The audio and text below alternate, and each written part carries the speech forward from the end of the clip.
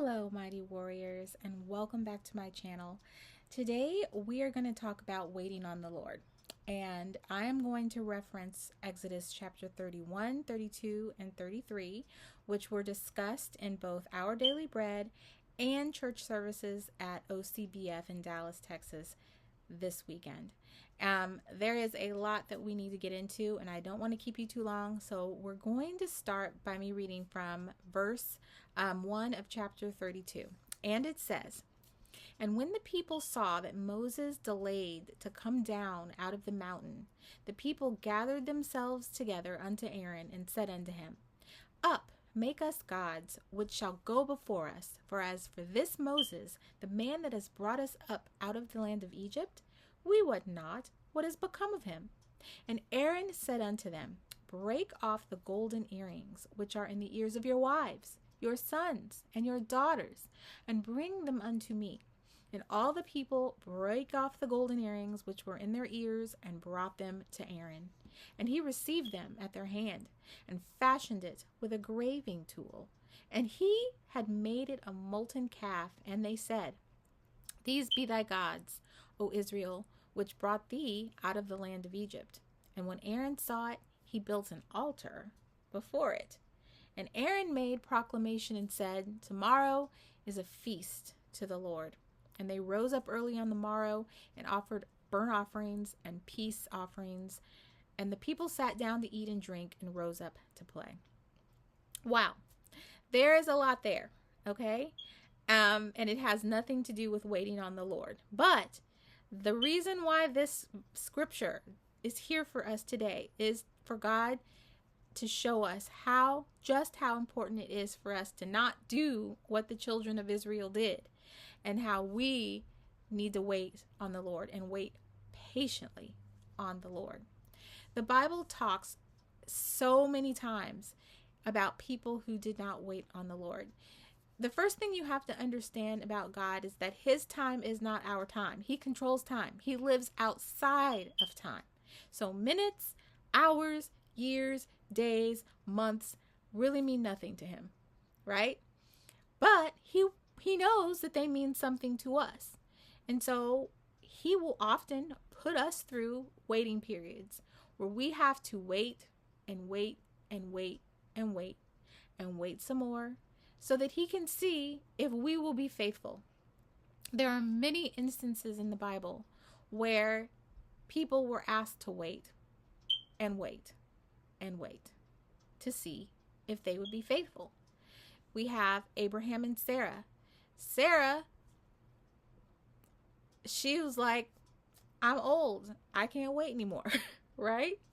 But that was a fatal mistake, because she gives her husband to her servant and ends up bringing into the world this bloodline that literally is trying to kill her bloodline to this day. So when it comes to waiting, it would behoove us to sort of ignore that internal clock that says, 10 years is too long to wait, 5 years is too long to wait, 20 years is too long to wait. It would behoove us that maybe we just need to say, you know what? I'm going to wait as long as it takes, right?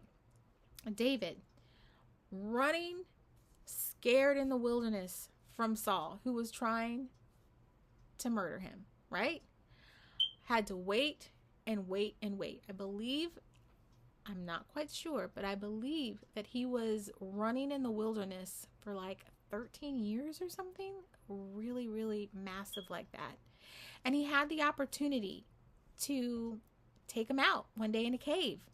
And I'm thinking in my mind about like how he might have been thinking, man, if I just do this thing, all of my suffering would be over. Like I could go back to my family, my wife. I could go back home and I could stop running, right?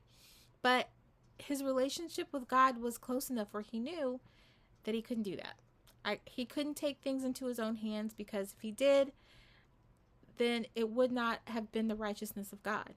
And so he declines. He shows Saul that he could have, but he doesn't do it.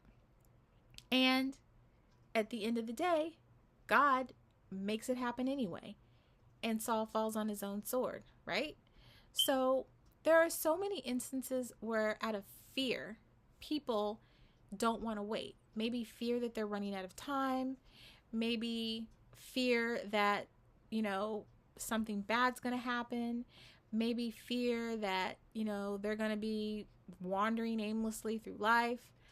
There are so many reasons why people don't want to wait. But God is telling us that we need to have enough faith to know that he can get around all of those things. He can get around our issues with time. He can get around our issues with money. He can get around all of our issues with, whatever it is. But we better just sit there and wait for him, because when we don't wait, that's when bad things begin to happen.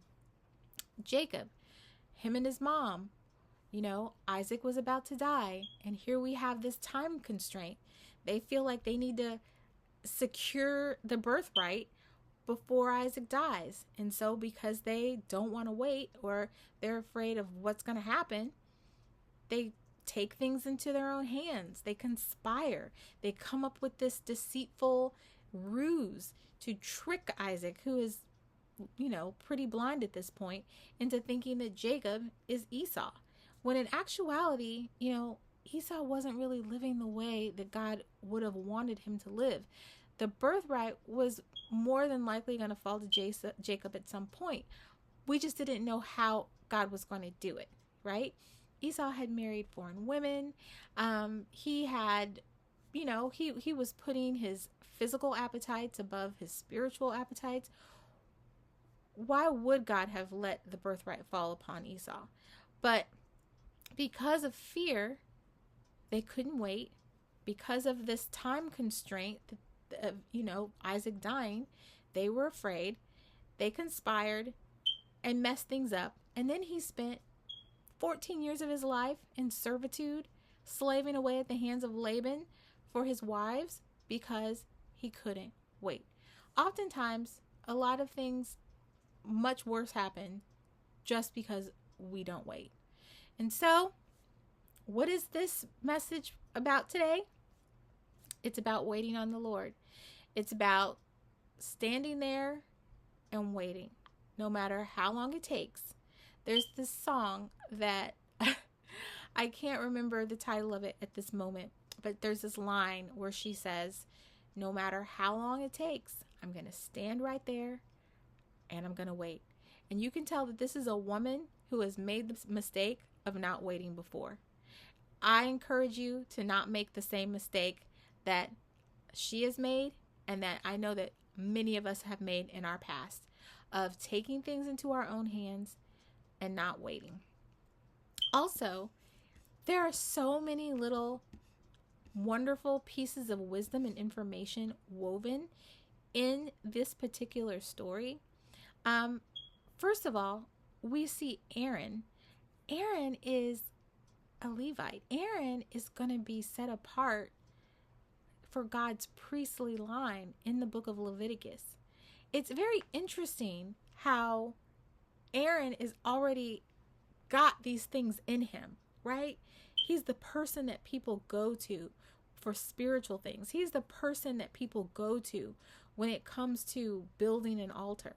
But you see that the enemy has perverted his purpose and turned it into something counterfeit, right? And it's interesting. A lot of people don't realize that a lot of times the things that they're meant to do, it's already in them, and they're already exhibiting those gifts. They're already exhibiting those propensities. But we have to really be careful, because the enemy will try to take the gifts that were meant to serve God and co-opt them for idolatry. And this is what we see in this particular story. We see the men. The men are supposed to lead their wives, lead their sons, lead their daughters. But instead, they're tired of waiting. They're supposed to be the priest. They're supposed to be the protectors. They're supposed to be the providers. But what do they want?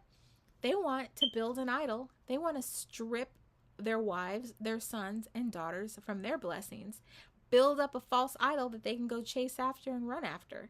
And this is also something that shows that a lot of times the buck stops with the men. I mean, women are responsible too, right? This is true, but a lot of things can go awry when the man who is the head of the household has gone awry.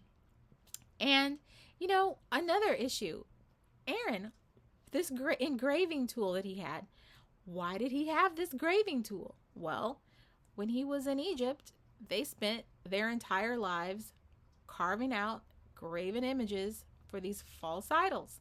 So the fact that he still has this tool of idolatry in his pocket, it's kind of showing faithlessness. It's kind of showing, wow, he has this backup plan, I guess, to go back to Egypt just in case things don't work out, in the wilderness or on the way to the promised land. It's really interesting how much God can pack into 6 verses in a chapter, and really he can pack much more in. But I would say the biggest message that I get out of this is how when we are being asked to wait, we really have to turn off that clock that says, oh, this amount of time is too much to wait, or oh, this amount of years or these amount of months is too long to wait. And we really just have to say, you know what, I'm gonna wait as long as it takes. I'm not gonna take things into my own hands. I'm gonna let God do what he does. If it works out, it works out. If it doesn't, I waited. I did my part, right? Because if we don't, the consequences can just be so much worse. Another thing that really stands out is that Moses, and I know that if you're a Christian, you've probably had this happen to you, where, maybe you're really vibing with God. You're in your word, you're in your worship music, you're on that mountain. I don't know if you've ever felt that way, where the Spirit is just with you. You just feel like you are floating on air, right? Nothing could take you out. And then there's something down there, right, going on that's trying to bring you down off of that mountain, right? The enemy is always going to try to bring us down off the mountain of God with his shenanigans, right? And we have to learn how to navigate this as human beings. We have to learn how to not let him cause us to be angry and cause us to be to behave unrighteously because of his wickedness, right? We have to learn how to wait, and we have to learn how to navigate. This happened also with David when Goliath was in the valley and he was shouting insults to Israel, and Israel was up there waiting, and they were very afraid, and he was down there just shouting insults, trying to lure them down with his insults. We have to learn how to stay in God's presence, how to stay up in that mountain, even though we might have to come down and fight a battle. And this is really the hardest thing, because a lot of times the enemy wants to bring us down to his level, right? So spiritually and mentally, we have to learn how to fight down here whilst keeping our minds and our spirits up there with God, right? And I think that's what David did so successfully. He came down there and he fought, and he was like, you come to me with sword and spear, but I come to you in the name of the Lord, right? His mind was still up there with God, right? But he was down there fighting with his hands, with his stones, with his sling, right? And he was able to succeed. He was able to win. I hope that this message blesses you today. I hope that, if anything, it encourages you to not give up, to not take things into your own hands, to wait and wait well. And I myself am needing encouragement in this very area right now. So I'm trying to encourage you. Maybe we can encourage one another. Until next time, be baptized and be blessed. And I'll see you soon.